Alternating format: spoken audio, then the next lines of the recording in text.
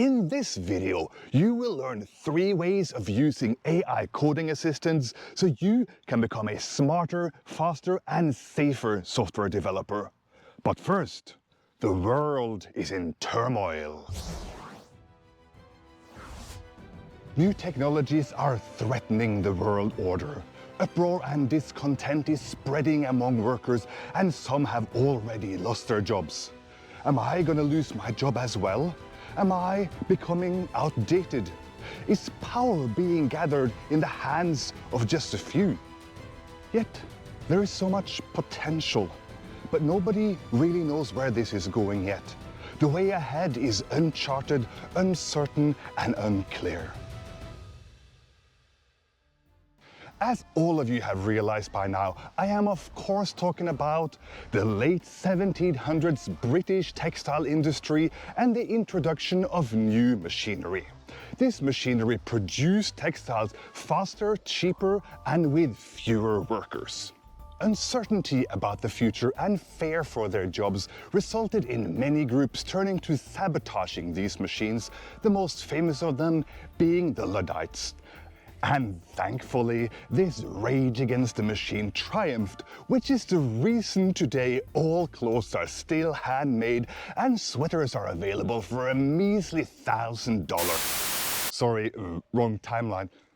It is easy to sympathize with workers who face uncertainty and who fear for their jobs. Countless times throughout history, creative destruction has turned working life upside down, and some occupations have faded into obscurity. This is the price we have to pay for progress. What does a future dominated by AI look for us software developers? I don't know. And the people who do know are mostly just guessing. Psychics tell the future.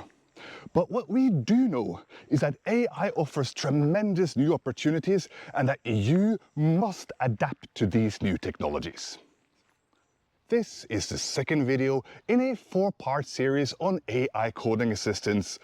Why use, how to use, how not to use, and how to introduce.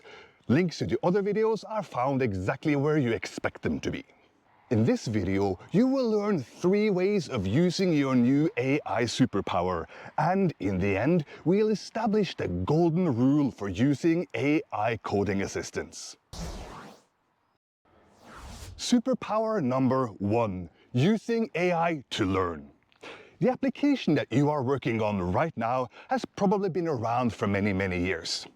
Now imagine a scenario where your project manager comes to you and says you need to implement a JSON API for our application to communicate with external services. And you need it yesterday. Project manager is always in a hurry. Now you're not too familiar with JSON APIs and need to learn. Let's approach this scenario using AI coding assistants. Because you are an experienced software developer, you know that the only sensible approach in this situation is to identify and implement a JSON API. But which one and how? Let's find out. What are some common Python frameworks for implementing a JSON API endpoint? And just like that, we have a list of potential frameworks with a brief description of their strengths and weaknesses. The answer even includes one of my favorites, coding snippets that illustrate usage.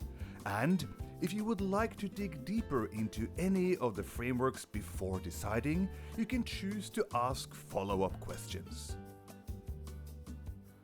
After some deliberations, you have chosen which framework you want to use. Let's say you chose Flask. Now the next step is to integrate Flask in our existing project. But how? Let's ask. Make a step-by-step guide for how to install Flask to my existing Python project. I am using PyCharm IDE. Fantastic! Open the project. I could have guessed that.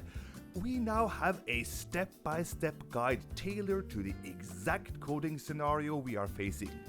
We can begin coding and experimenting with the new framework as quick as possible. Quick is good when experimenting. Why? Simple. If our choice of framework turns out not to be the best fit for our project, we discover this as early as possible, discard the framework and try another. Fail fast. We now have the Flask framework integrated into our project. As a seasoned developer, you know that the next step is to showcase how to send a value from the existing backend through Flask, readable at the API endpoint. How do we do that? Let's ask. Can you please give me an example of how I can use Flask to return a single value through a JSON API where this value is retrieved from a class I already have? The class I already have is called myClass. And with a little bit of scrolling, we have a coding example illustrating exactly what we are trying to achieve. Once we've nailed a single endpoint, the remaining endpoints are basically iterations of the first and a walk in the park for any slightly experienced developer. Just as you're about to celebrate your success, your dev sense starts tingling. What about automated tests? What is the best approach for implementing automated tests for a JSON API? Let's find out. What are the best practices for writing automated tests for JSON API endpoints? In particular, should I mock the underlying backend or should I make the call go all the way down, possibly even to the database? Notice how the answer is a pro-con discussion and not a recipe. Remember, software development is a process of trade-offs. The perfect solution rarely exists, and in the end, the one who makes the final choice is you. As these examples show, AI is a fantastic tool for learning, and you should use this superpower the next time you face a situation where you have to learn something new. Your second superpower when using AI coding assistants is to use them to review your code, and we're gonna jump right into a sexy example. Imagine you've written a slightly complicated method, like the one you see here. This method takes 4 parameters from an ad campaign and returns some statistical calculations. Don't try to understand the logic you see on screen now, don't pause the video, your lack of understanding of the method's inner workings is intentional. Since you're such an outstanding developer, you've also written an automated test. Let's run it and you shall pass. Fantastic, majestic, yet there is a sense of unease. You know to follow your nerd intuition when it comes calling, and you decide to get a second pair of eyes on the method from your new robot overlord, friendly robot coding assistant. Side note, get one of the AI assistants that plug into your IDE so you don't need to do all this copying and pasting that you see me doing here. Is there anything we might have overlooked in this method? Let's see. Well, have you look at that? Division by 0. We indeed do divide by the function's parameters without having them evaluated. We might be onto something here. Because you're not an idiot, your first step is to write another automated test to see how our function behaves when fed zeros. So let's get typing. Wait, hold on a bit. Couldn't we just make the AI do the typing for us? Which neatly brings us to the third and final superpower, using AI coding assistants to create. Let's get typing. Can you please write automated tests for the PyTest framework, checking for division by 0?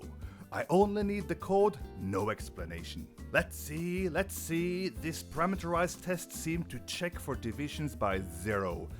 Let's throw it into our code, make some necessary adjustments for the code to compile, run the test, and lo and behold, it fails! We must be over the moon. We have discovered a bug before sending it to production. However, and this is the most important part of the video. You must understand the code. If someone holds a gun to your favorite Star Wars figurine, threatening to blow it to Kingdom Come unless you commit AI-generated code you don't understand, your answer must be pull the trigger. You must understand the code. Why? We're going to get to that very soon. So we read the code, we understand what the code is doing, we make changes and adaptations as needed, and when we understand the code, we refactor our function to remove the division by zero issue. The moment of truth, let's run the tests again. You know, people say that certain events are important in their lives, like the day they got married, the birth of their firstborn child, graduating. But is there really anything that can beat the feeling of watching your automated tests pass? What do you think? Give your opinion in the comments. What did we learn today? AI coding assistants give you 3 new superpowers. Number 1, learning. AI coding assistants gives you instant guidance, examples and best practices so you can explore new technologies with confidence.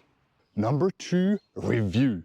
AI coding assistants acts as a second set of eyes, helping you spot weaknesses in your code that you might have overlooked and help you catch and improve problems early. And number 3, create. AI assistants allow for automatic generation of code and tests, allowing you to spend your time on understanding and improving the solution rather than writing boilerplate code. Remember when I said that this is the most important part of the video? I lied. This is the most important part of the video. You must always understand code generated by an AI coding assistant before you commit to repository. Why? Well, because a coding assistant is just that, an assistant.